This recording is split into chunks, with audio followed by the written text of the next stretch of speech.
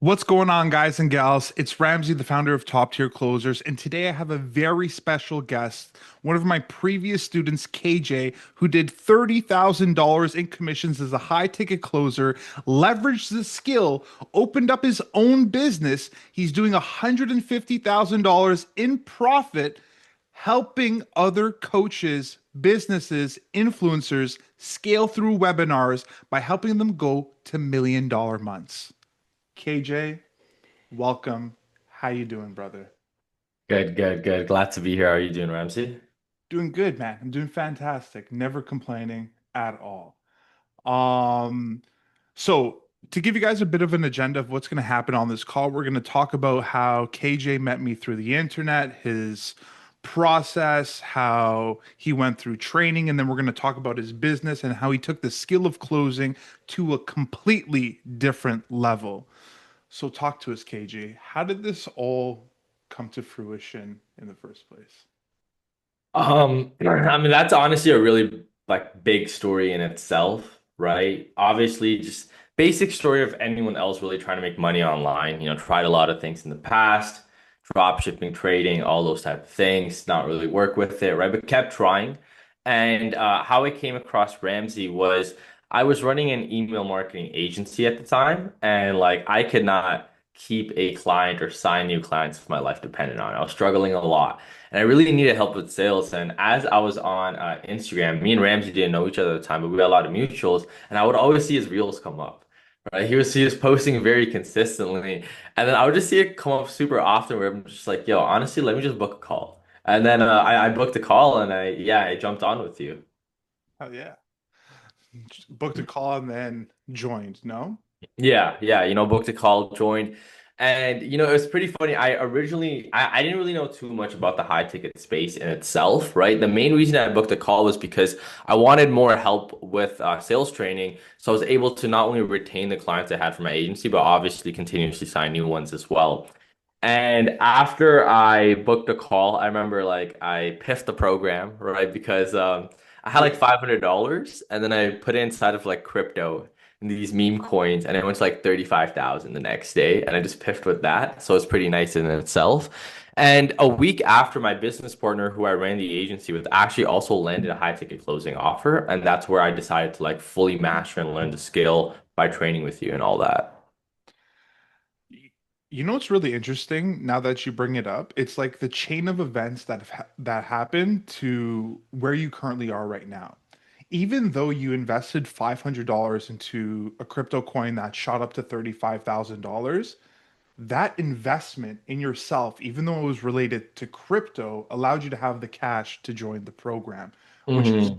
which has essentially brought you to the point where you are now, where you guys are making 150K per month, helping other coaches, influencers, people who have offers scale to $1 million a month with webinars, which is absolutely insane. Hmm. Um, okay, cool.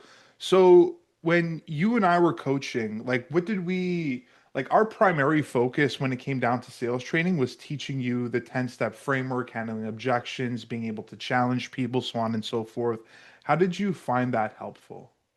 I found it extremely helpful. Like that's the main closing style I still use till this day, right? It's the same framework I learned with you, and it's the same framework I use to coach and train a lot of my reps on my offers, right?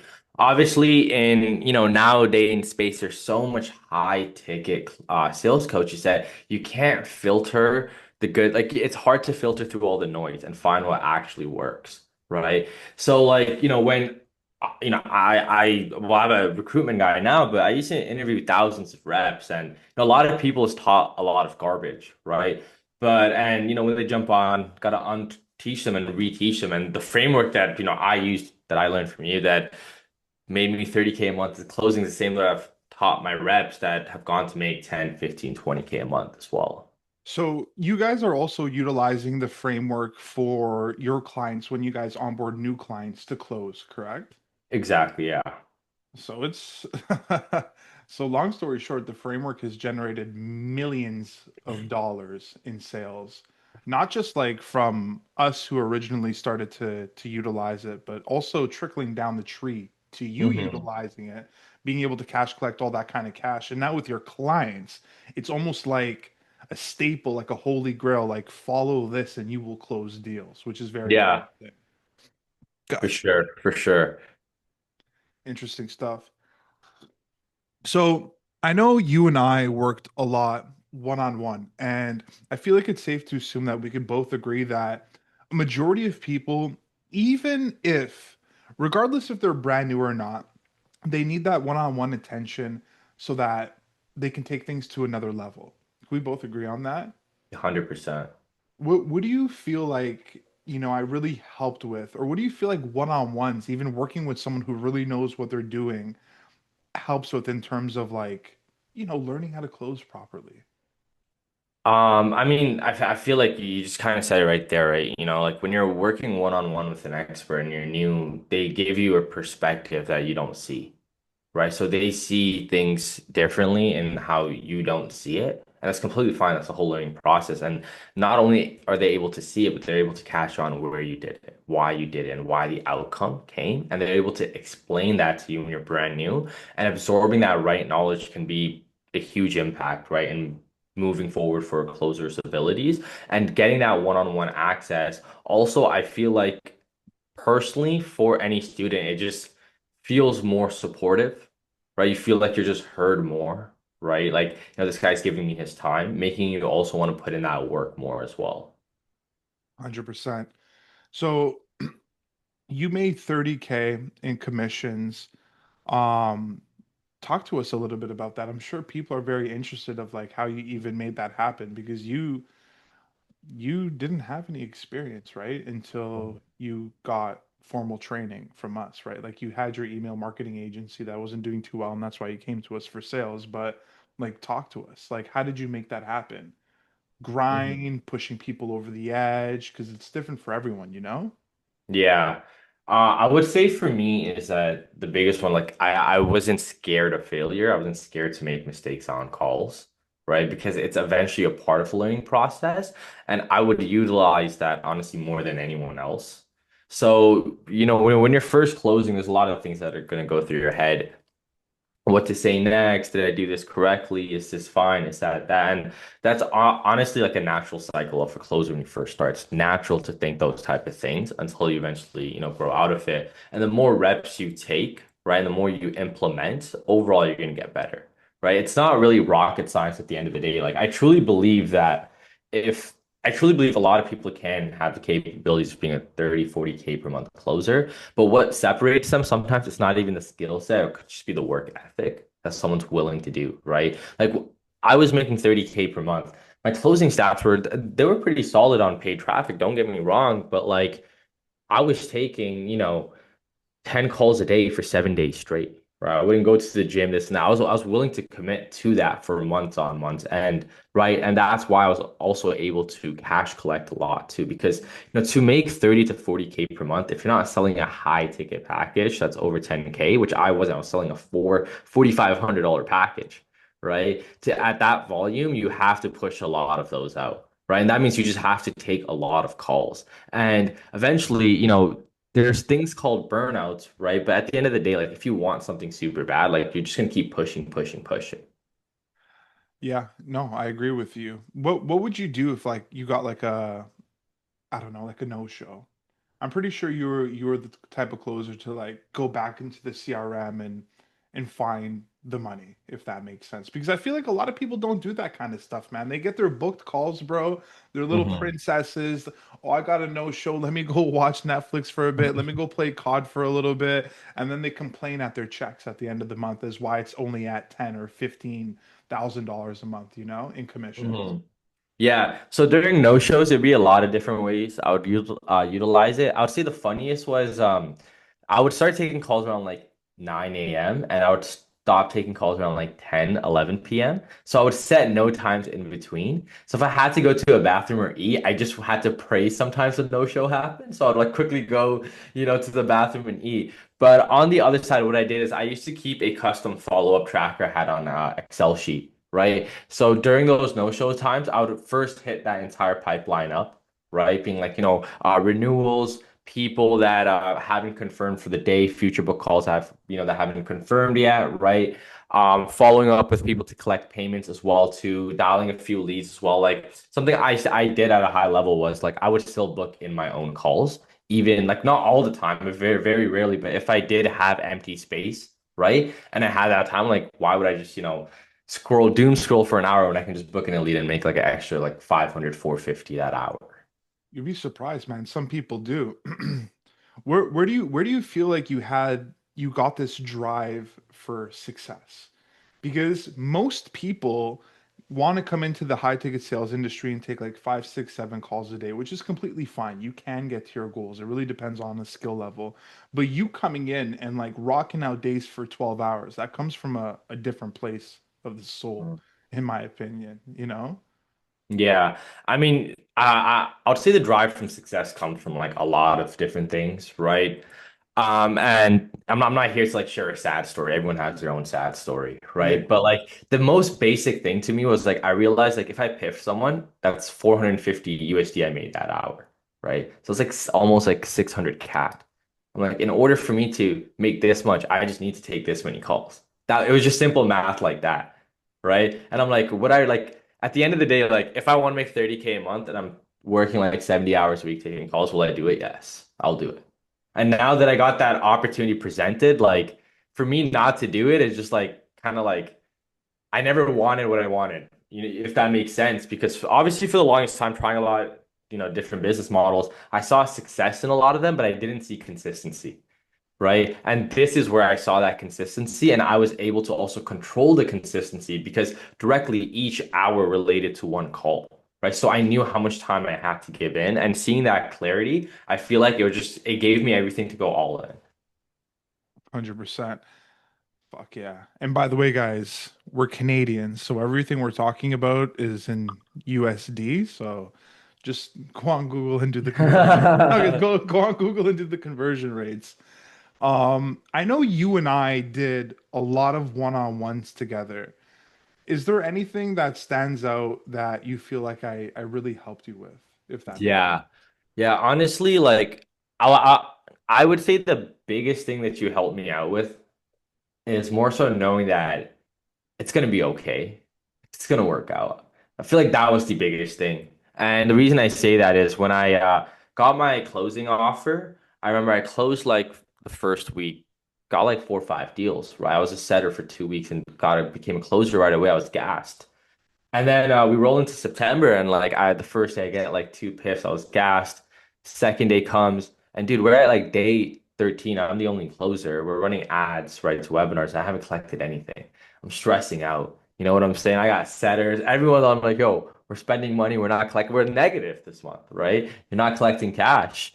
And then I remember I was stressing out because I'm done university. I just quit my job at the bank to go all in on this. I have responsibilities, bills I got at the end of the month.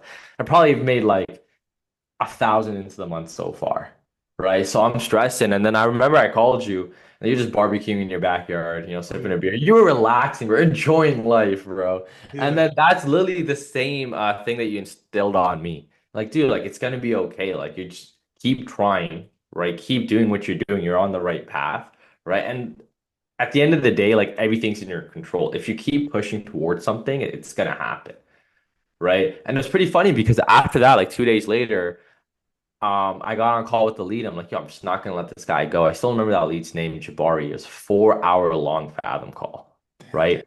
And it was yeah, because I'm like, yo, I'm not leaving until this guy pays, bro.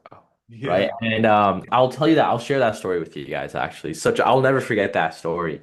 So I jump on with Jabari, right? This guy's driving in his car, picking up his kids from school.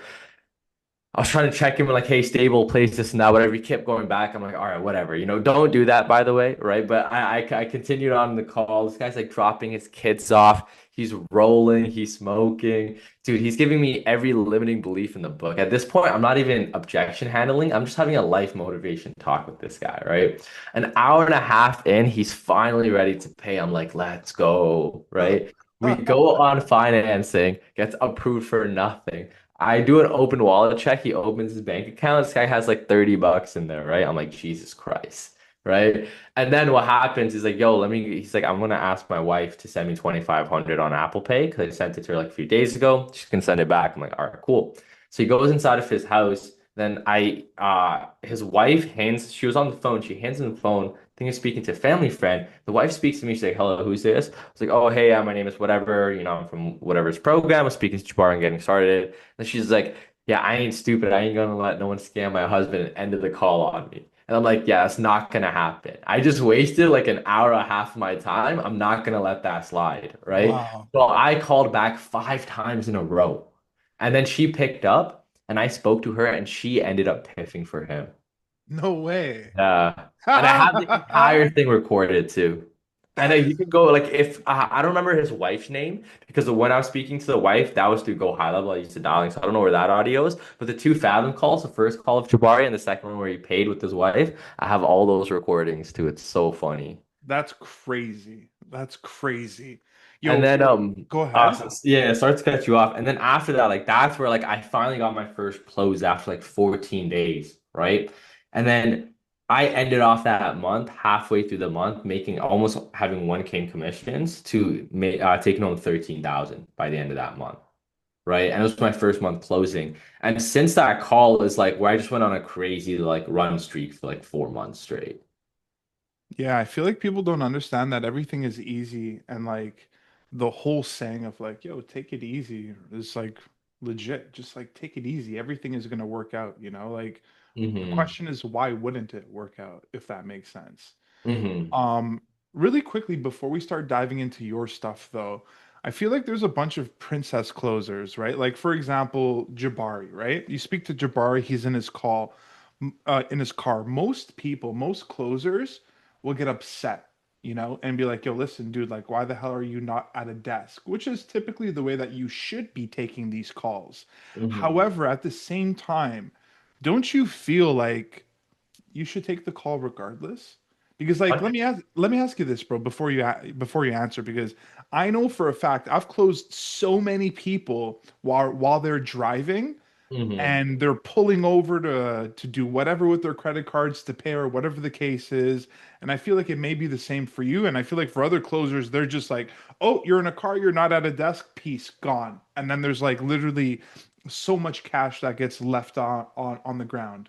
You see where I'm Hmm. coming from? 100%. And I'll give my opinion on that. So at the end of the day, like there's two ways to look at it. The reason I took that call with Jabari is A, I was still new and like a book called showed up. I'm not gonna let it go regardless of what it is, Yeah. right? So like I wanted to fight for the deal and the offer that I sold on, like a lot of these people wouldn't be at a desk, right? But the thing is I wouldn't blame them because my lead were 9 to 5 workers. Like they were truck drivers, this and that. They had family, they're 40-year-old men, 30-year-old men had to feed their family. So I would understand why they were in a car, right? Why they were in the lunchroom break, right? And like I could see like, yo, taking that time out to find time to jump on that call actually does show intent. It does not show unseriousness because they're driving, right? But if the guy's like just blasting music, driving, smoking weed, like obviously I'm not tolerating that, right? He's pulling over, he's putting that down, right? But it's also like looks at it in a different perspective. Like now, like I still take sales calls now, but it's B2B sales call, right? And I'm selling like expensive high packages. And if this guy shows up like driving in a car, I'm not tolerating that, Yeah, I don't right? tolerate that shit. Exactly. But like if, at that time, the offer I was selling for, the closer I was, this and that, that person showing up in a car driving isn't because he's not respecting you, it's because that's the time he could really find to show up and give you that time to him. And I took advantage of that, right? 100%. Fuck yeah. Do you feel like I helped you out with anything else in terms of like being able to grasp and understand the framework more, maybe, handling objections, breaking limiting beliefs, anything like that at all? That Yeah, really I mean, helped like, with dude, your like, onboarding? it was like basically the entire framework, right? Like, learning into high ticket sales. Like, eventually, once someone learns high ticket sales, they go on, they start learning their own sales styles, they start experimenting different things. They see a lot of things online, but there's always that basic root that you started out with, that foundation. That's what it was for me. I got you. I got you. Okay. So let's dive in to you, bro. Hmm. Because here's the thing. The way that I look at it, the skill that I teach people, in my opinion, is the most important skill to ever learn. to be able to get someone to go into their back pocket, pull out a debit or credit card, and move forward with you. If you learn this skill, I genuinely believe, and I know there's hundreds, if not thousands, of people that are going to watch this and agree, you can never go broke again as long as you have a service to sell.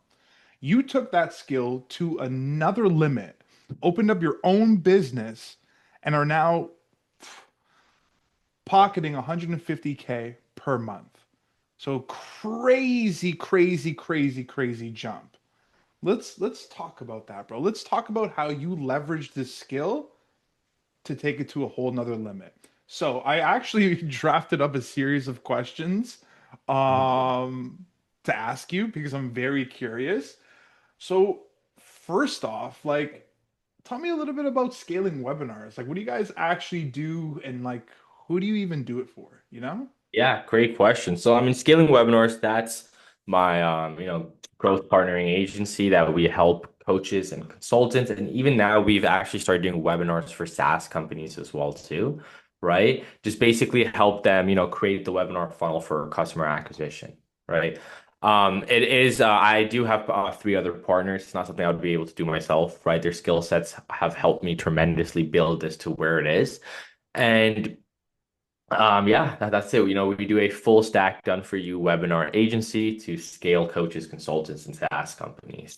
Why webinars, bro? Because there's so many different, client acquisition models out there. You got VSL, DM funnels, paid ads, organics, all that good stuff. Hmm. Why webinars? Yeah, I mean, like, now in the world of like AI, things are just becoming more and more untrustworthy, right? Like when we go on Instagram, when we look at a post, right? First thing that I'm thinking is like, hold up, is this AI or not first, right? If I know it's AI, it's Really? slob. Yeah, right. I'm just like, if it's AI, it's probably not that serious to me, right? But if it's not AI, I trust it more. I might read the post a bit more. I might check the comment sections, right? Because so much things, it's just AI, AI, AI these days, right? And the second we go and we watch, a lot of this AI slop, it just kills trust off the bat. What a webinar is that, on a VSL, the copy can be made by AI, right? The video could be UGC AI, right? The edit, everything could be AI. But on a webinar, it's you. It's truly yourself, right? And the thing is, it's fully live, right? And people trust what they can see, right? When something's live, a human can tell it's live, right? And then now, once it's live and they're visibly seeing it, the trust goes through the roof because they know it's not fake, right? You're actually what stands out when there's noise everywhere else. Right. And that's the exact same reason why we see streamers blow up. Dude, I remember 10 years ago, YouTube used to be different. YouTube was everything. YouTubers were celebrities 20 years ago. Do you remember that? Yeah, Now it's streamers, bro. I know. Right? Why? Because it's live, right? It can't be replicated, right? The trust is there. And that's what webinar does in this economy. No, I've never thought about it like that before, to be honest with you. Hmm.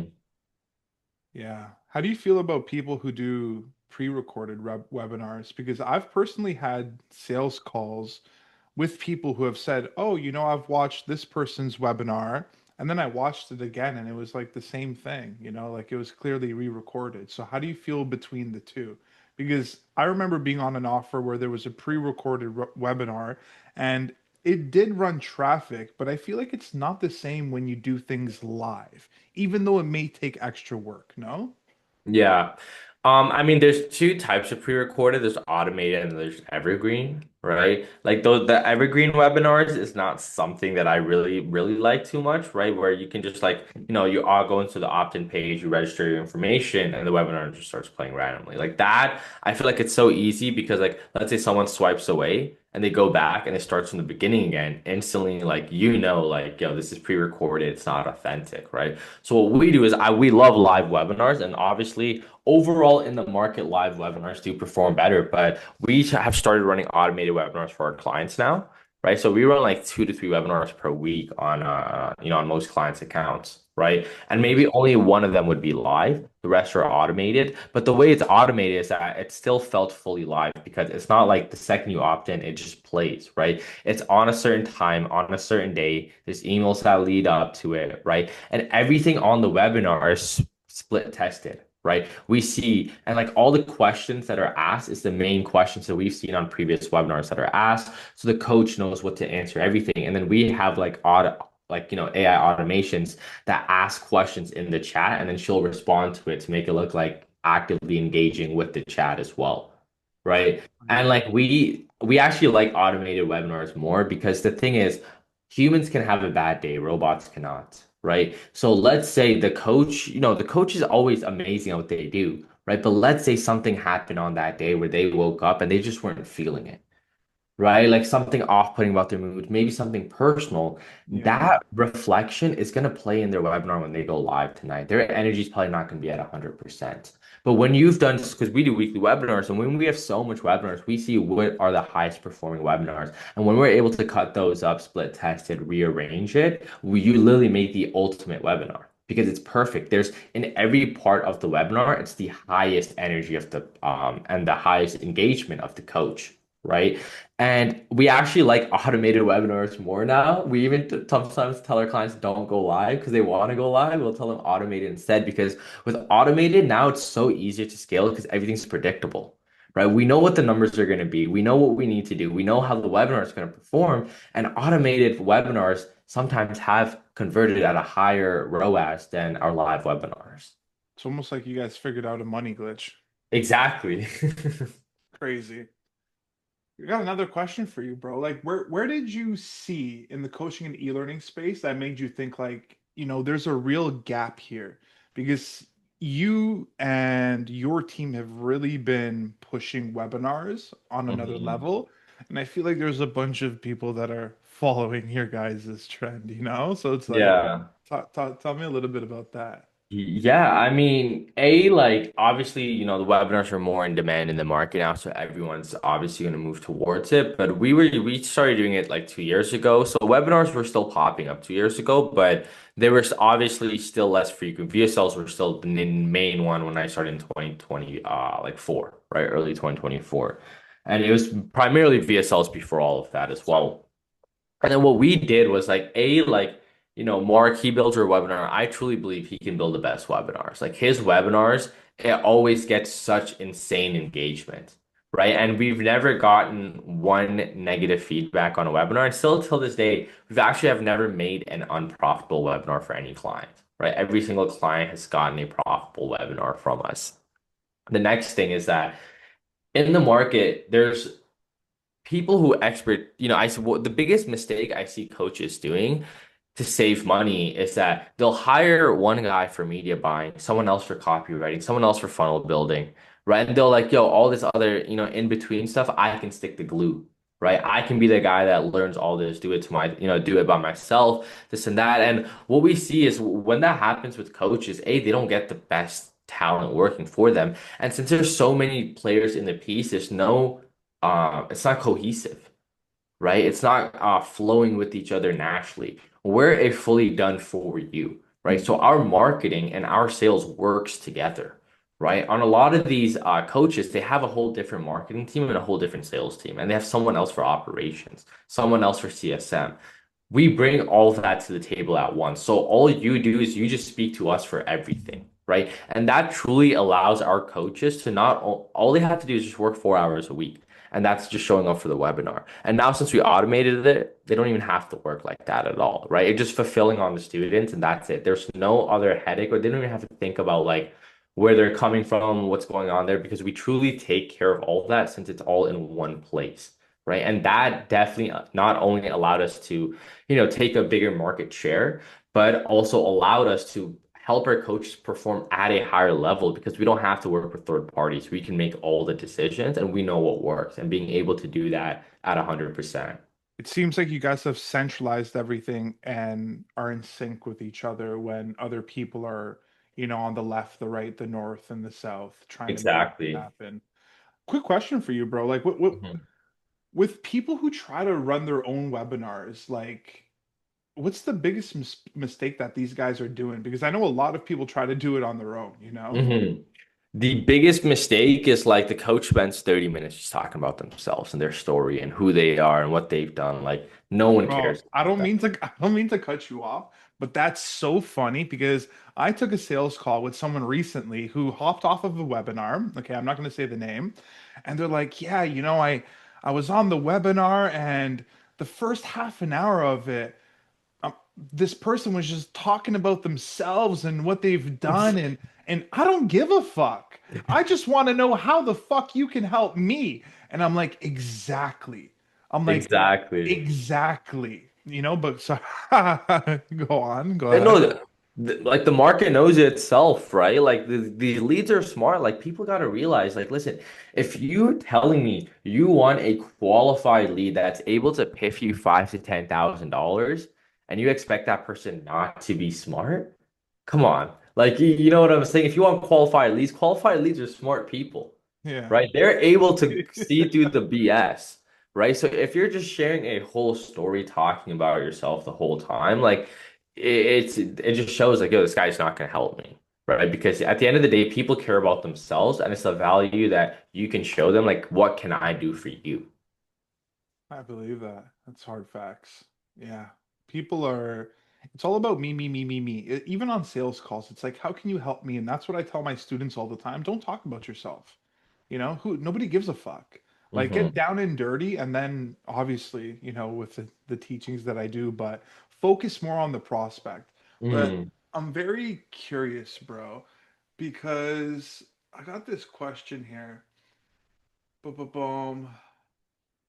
Like, what does a high converting webinar funnel even look like in 2026? Like, can you like walk us through like what front end and back end results like should look like, any proof or results and stuff like that that you could show us? Yeah, yeah, no, for sure. Like, honestly, what I could do is I could just like show you something. But when you say like back and front end, are you looking for like numbers or how the webinar is visually or like how the leads feel? Like, is there any specific things you want me to touch Like on or like an like overall basis? like I guess we can go overall, but also numbers on the front end that lead to numbers on the back end. Okay, yeah, got it. So what we do is we help coaches with paid traffic, right? So all of our numbers is paid traffic, right? And essentially, when you're running webinars, at first you want to run webinars at volume, right? You don't want to be running like one webinar per month, unless if you're running like a super, super big webinar, like a challenge funnel, something like that, right? On the front end, what you should be expecting minimum, right? Is if your webinar is not having a minimum of at least a 35% show rate on the webinar, it's not performing. If it's not having a minimum of a 20% close rate, for the booked in calls, not performing. It's not having a minimum of at least a 12 to 15% book a call rate. It's not performing, right? But now, what do our clients see working with us? They'll see anywhere from a 50 to 70% show rate, right, on the webinar sometimes. The close rates we've seen scale at with paid traffic up to 50% at times, right? With consistency around 35 to 40%. We also see our book call conversions go up to 23 to 25%. We see retention stay 70% of the room stays till the end, when on average for most webinars, it'll be 30% of the room, right? So those are some some numbers right there that overall like our clients see and what people should be expecting, right? I could just show you some like numbers from previous webinars right here. So, on this one, registration rate 48%, 50% of the registrants showed up, right? 139 of them booked calls. Right here, 31% registration rate, 28% showed up, with 60% booking a call. Registration rate pure cold, 20% with a 28% show rate and 70 book calls, right? But now that's for pure paid traffic, right? Organic numbers are very different, but your organic numbers should be much higher. If your organic numbers are lower than what I said for paid traffic, there's things severely, severely wrong going on. Like what?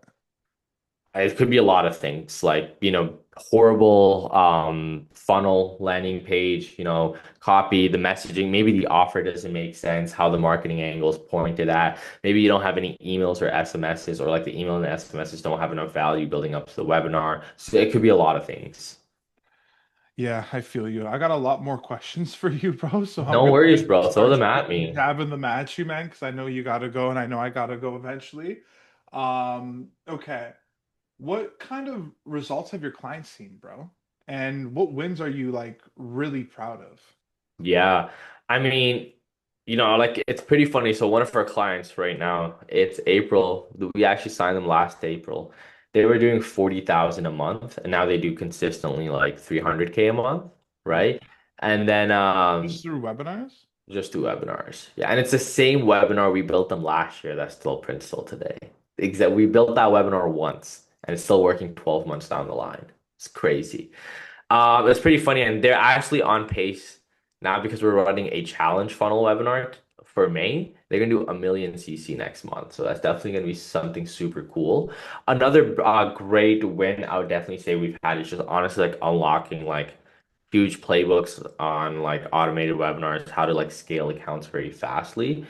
But a bigger one is not only with clients, I would say with honestly reps as well, right? Because there's so much like again, noise out there where I know a lot of people in the space that unfortunately don't really care about their team members or don't have the best offers or things like that. And I've seen reps get burnt out, and the rep could genuinely have great talent, but just because he's been on so much bad leadership and bad offers that they're not able to perform at their highest. And when they've came worked with us, they've like we've had so many reps hit their highest months with us, their first 10K months with us, their first 20K, their first 30K months with us. And that is, I would say, is one of the biggest feelings. Yeah, that's solid. You even came to me asking Yeah. for closers and setters out of my program because hmm they're top tier, unless I don't know, they're not top tier, but They're good. No, no, it's always nice having like coaches you can directly go to, right? Because like when you're hiring, like you don't know who's training who. When you know solid people, right? And I'm able to directly reach out to you, it just makes the process easier overall. yeah, you got some fucking heavy shit going on. I fucking love it, bro. It makes me so happy. I don't think anyone really understands how happy I am because it's like, look at the guy, you know, bank teller, for real though, like in all seriousness, you used to work at the bank, you quit, Mhm. you had your own business, you invested in yourself, you leveraged the skill, he opened up another business, took it to new heights, and now like the amount of people that you help is crazy. And the amount of people that they can help is crazy. Mhm. And it all started from one skill, one idea, deciding to go all in that branches off to this crazy trickle effect in a very positive way. And it's just really, really nice to see, man, honestly. Couple more No, for sure. I would say like, money's in the niches, right? Like obviously the online space in itself is so niche. The high ticket space is even nicher. The info space is niche. The agency space is even nicher, right? I was able to first find the niche market through high ticket closing. I mastered that skill. After mastering that skill, I got more inside of that ecosystem, right? Where I seen other markets in that ecosystem. And so it's a niche market. There's not a lot of players in it. So, it's not that well, actually, I'm not gonna lie. I genuinely believe we are the best agency, hell right? yeah. Well, I was gonna say, I don't think I'm the best, but honestly, I do believe we are the best, right? But we're able to become the best is because, like, there hasn't been a lot of people who have been able to work and perfect it just because, like, it's such a niche market, I see. right? And being able to take going all in, like, I would have never been able to be here if I did not go all in. It's true. A lot of people are afraid of going all in. So go all in, guys. Look what happens. It's very Exactly, exactly. Go all in. Listen, fortune favors the bold, man. For real. exactly, exactly, right? And at the end of the day, like you can never regret betting on yourself.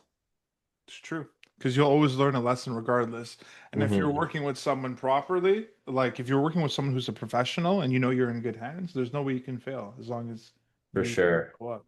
If you embrace failure, like for me, for like I would just hate losing, and that's what made me want to win, right? But like I seen this cool quote where it's like the person who loves winning will always fall behind the person who hates to lose.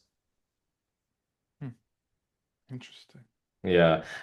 And it's like the person who hates to lose, the thing is, the person who likes to win, they like to win because of the validation, right? Because of what comes, like, yeah, and that keeps them complacent. Because once you get the validation, you're fed, right? But the person who hates to lose, they look forward to losing because, like, it's not what they like. So they can continuously get better. And that skill is always evolving. I don't know. I saw this cool quote on it. I'm like, yo, this kind of resonates. It hits deep. Yeah, it hits hard. It's very Maybe I'm not deep. saying it accurately, but No, that no, no. Instagram post hit though. It's deep. It almost seems like it doesn't allow you to become complacent at all. For sure, for sure, for sure. I have a question for you though, bro, because you know, you've it's not like you're a one-man show, right? Mhm. Like you've built a massive team around this. Like what does the operation even like look like, bro? You know? Yeah, dude, it's pretty crazy how big the internal team is. I was honestly just thinking about it a few days ago.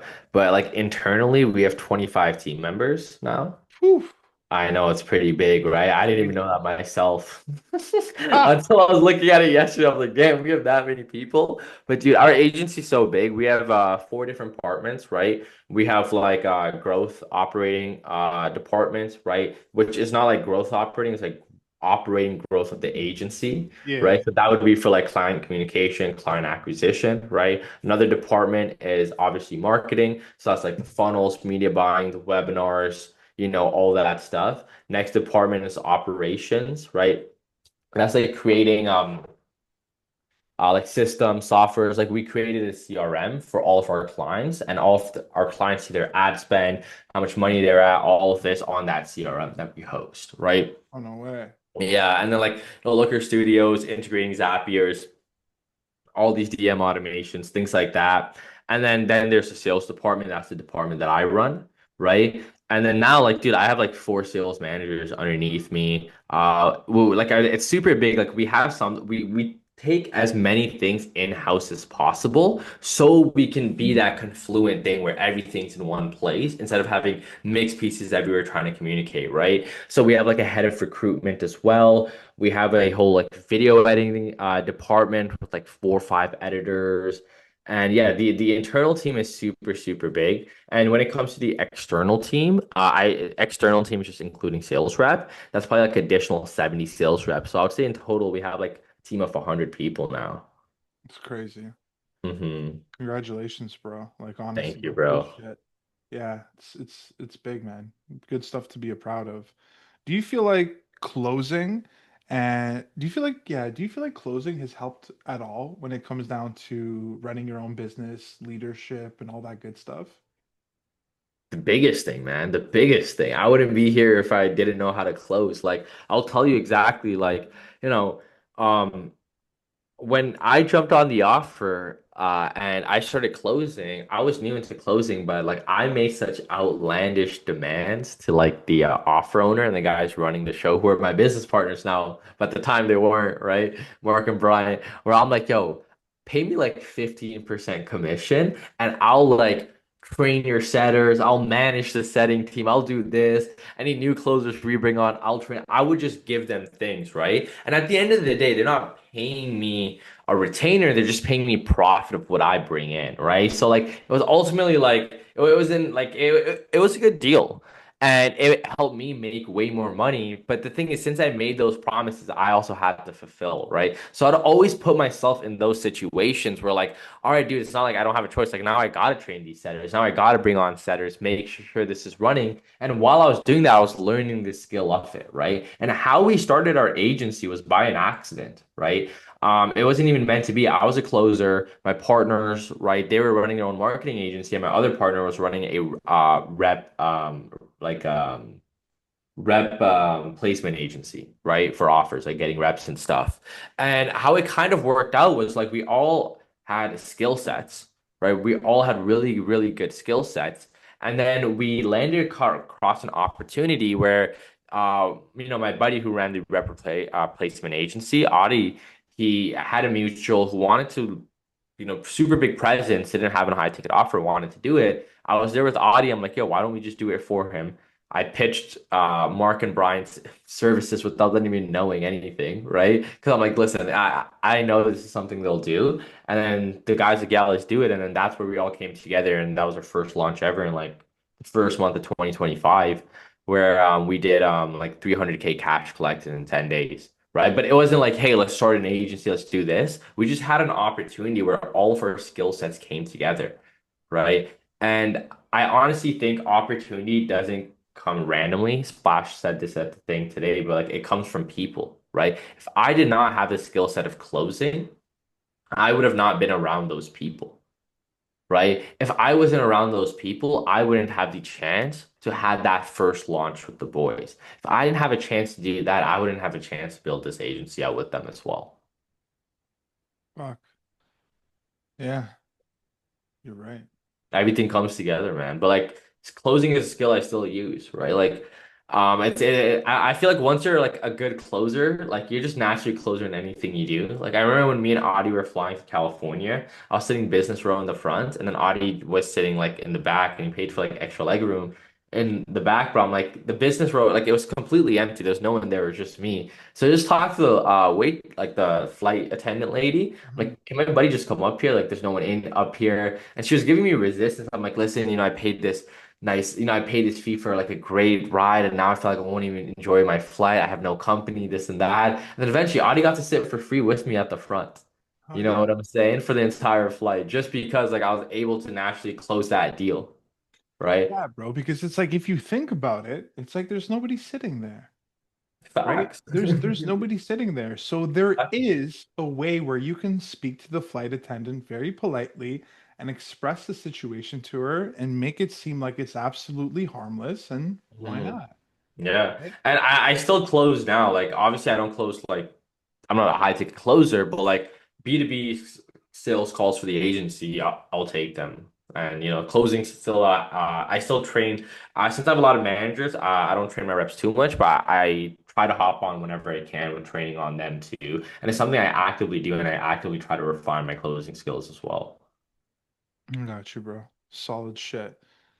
You know what? I have a question because there's probably some people that are trying to run their own webinars right now, you know? So let's give Hmm. them a little bit of value. Like, Hmm. what's one thing, people can do today to improve their webinar show rate if they're doing their own thing, even though they should just fly it to you like on some real shit. But what would Yeah, yeah. I mean, like just to improve webinar show rates, there's a lot of things you can do, right? First is obviously make sure you have automations going out like SMSs and emails, like build value, but also remind them on the time of the webinar. If you have a setting team, we get our setting team to dial all the leads that registered for the webinar the day of. So that increases attendance rate on the night of the webinar as well, too. That's something you can do. I don't mean to cut you off, but I have a question for you. Mhm. With your webinars, do you get people to purchase at the end, or is it typically to book a call and then you guys take it from there? We run both funnels. Both? Yeah. Which one do you feel like performs better? So I was always an upsell closer. They would buy on the webinar, I would upsell them back end. More of our offers are straight book a call ones, but we do book a call more, but we do have some funnels that also are upsell funnels. Solid. What's like the highest ticket you guys will go to sell on a webinar for people to just You don't want to sell more than 1997, so like 1997. just under So a 2K? range of like these are the price points you should do. 597, 997, 1497, 9997. Got you. I got you. Where do you see, scaling webinars going over the next years? Because I feel like I have a very strong idea, but I'd rather hear it from you, you know?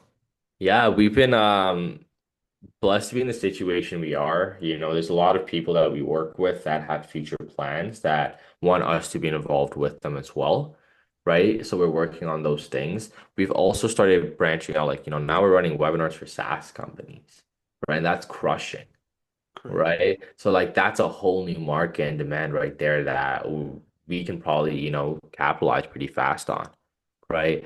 Next thing is like we're actually even like some of our clients, they're really big in what they do and really good in what they do, where they have so much people under them that these people are demanding products and we're helping them build out SaaS companies for their markets, Wow. right? And having like equity in plays like that is something which is super sick down the line that could be potentially exitable, hopefully.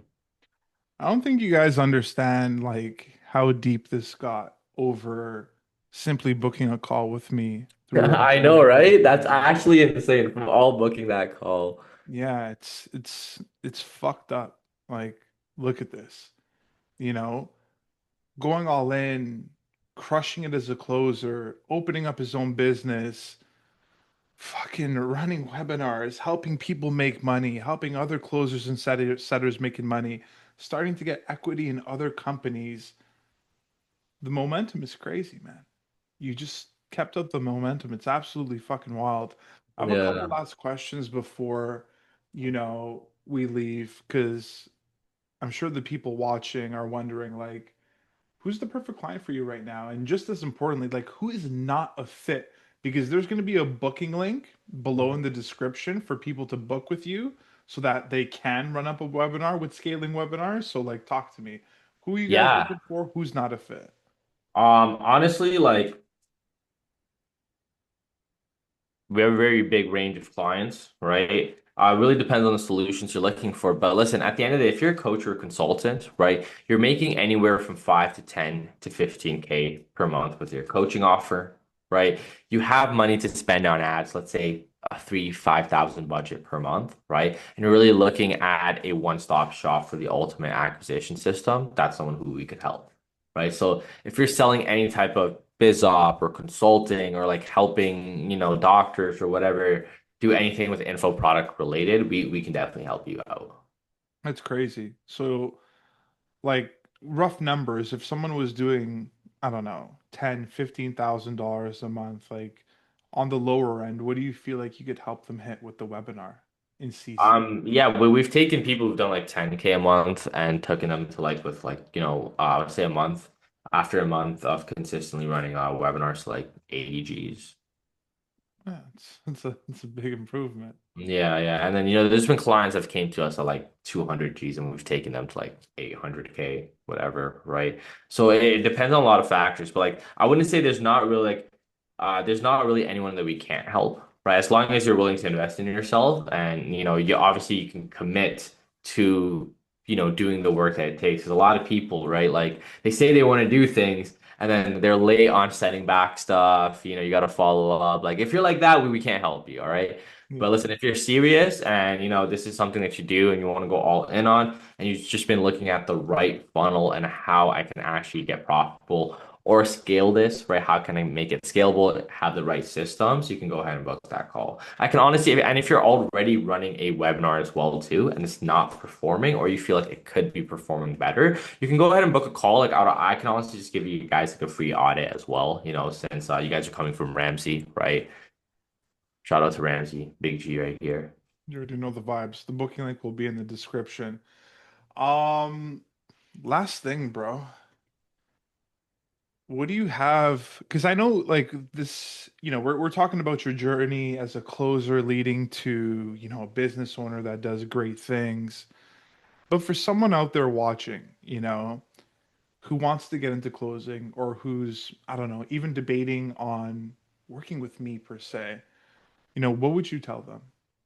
Yeah, I mean, listen, I've had a lot of talented sales reps that came from Ramsey's program that have gone on to not only crush at my offer, but crush it for themselves and make good amount in commissions, right? And like Ramsey said, I've reached out to him for setters and closers. So like if and I'm gonna tell you as a sales rep, like how I landed my first offer wasn't even through like applying on jobs online. It was through connections, right? And like I said earlier, opportunity doesn't come randomly. Opportunity comes from people. And Ramsey's one of those people that can give you that opportunity. Word, I appreciate that. Well, any last things that you want to say, KJ? Like I'm just proud. Like Thank you, bro. I'm genuinely just so proud, bro. It makes me so happy. Yeah, yeah. Thank you, bro. Thank you. I mean, listen, nothing too much from my end, guys, right? I hope everyone that is watching till the end, right? You guys are locked in if you're here till the end. But Yeah. hopefully I was able to give you guys some value, right? And you guys can take this down and implement it or, book a call with me or Ramsey, whatever type of help you need. And yeah, that's it. I appreciate everyone for taking their time out today to watch this. You already know the vibes, guys. Ramsey, KJ, scaling webinars, top tier closers, booking links in the description. If you want to become a high ticket closer, or if you're looking to run a webinar with KJ, I'll catch you guys on the flip side. Do not forget to like and subscribe. Ciao. Ciao. Awesome. Awesome. Yeah,